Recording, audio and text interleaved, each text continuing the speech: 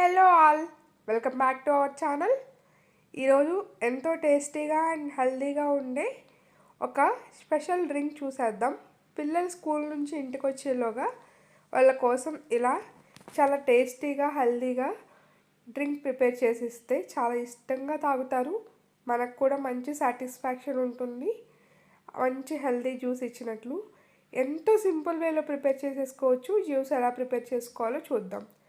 ఒక క్యారెట్ని తీసుకుందాం. ముందుగా క్యారెట్ని పీల్ ఆఫ్ చేసేసుకోవాలి.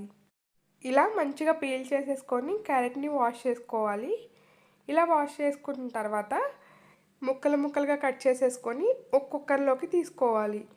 మరీ చిన్న ముక్కలు అవసరం లేదు, మరీ పెద్ద ముక్కలు అవసరం లేదు. ఒక మీడియం సైజులో ఇలా ముక్కలు కట్ చేసేసుకొని కుక్కర్లోకి తీసుకోవాలి. ఇలా కుక్కర్లో తీసుకున్న తర్వాత 7 నుంచి 8 వరకు జీడిపప్పు గుళ్ళు, ఒక 10 నుంచి 12 వరకు బాదం పప్పు, అలాగే వాటర్ మిలన్ సీడ్స్ ఉంటాయి కదా, వాటర్ మిలన్ సీడ్స్ కూడా ఒక స్పూన్ వరకు యాడ్ చేసేసుకోవాలి. దీంతోపాటు ఫ్లేవర్ కోసం 2 యాలకులు కూడా యాడ్ చేస్తున్నాను. ఇవి మొత్తం యాడ్ చేసేసి ఒక పావు కప్పు వరకు వాటర్ వేస్తున్నాను. ఇలా పావు కప్పు వాటర్ వేసేసి ఒక 3 విజిల్స్ రానివ్వాలి. 3 విజిల్స్ వచ్చిన తర్వాత ప్రెజర్ అంతా పోయిన తర్వాత లిడ్ ఓపెన్ చేసి చూస్తే ఇదిగోండి చక్కగా కుక్ అయ్యాయి. ఒకసారి ఫోర్క్తో చూపిస్తున్నాను చూడండి. ఇదిగోండి మెత్తగా చాలా మంచిగా కుక్ అయ్యాయి. ఇలా కుక్ అయ్యాయి కదా, ఇప్పుడు బాదం అయితే పీల్ చేసేసుకోవాలి. ఊరికే వస్తుంది, పీల్ చేసుకోవడానికి పొట్టని చాలా త్వరగా వచ్చేస్తుంది. ఇదిగోండి ఇలా సపరేట్ చేసేసుకోవాలి బాదం నుంచి పొట్టుని. ఇలా అన్ని బాదంలు పీల్ ఆఫ్ చేసేసుకున్న తర్వాత పొట్టు తీసుకున్న తర్వాత ఇవి మొత్తం ఒక మిక్సీ జార్లోకి ట్రాన్స్ఫర్ చేసేసుకోవాలి. మిక్సీ జార్లోకి ట్రాన్స్ఫర్ చేసుకొని అవసరమైతే కొంచెంగా వాటర్ వేసుకుంటూ చాలా ఫైన్ ప్యూరీ లాగా మెత్తగా పేస్ట్ చేసేసుకోవాలి. ఇదిగోండి నాకైతే ఈ కన్సిస్టెన్సీలో వచ్చింది. కొంచెం వాటర్ వేసాను నేను. వాటర్ వేసి ఇలా చాలా మెత్తగా స్మూత్ పేస్ట్ లాగా ప్రిపేర్ చేసేసుకున్నాను. ఇలా ప్రిపేర్ చేసుకోవాలి.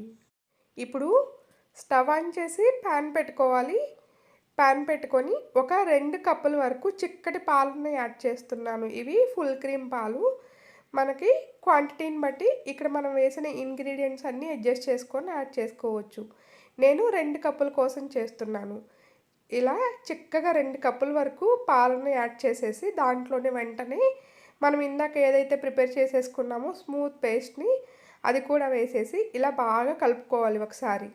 ఇలా బాగా కలుపుకొని ఒక పొంగు రానివ్వాలి.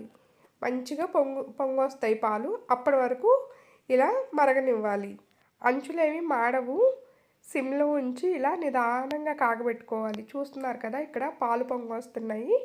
ఈ టైంలో ఒకసారి కలిపేసేసుకొని స్టవ్ ఆఫ్ చేసేసుకోవాలి.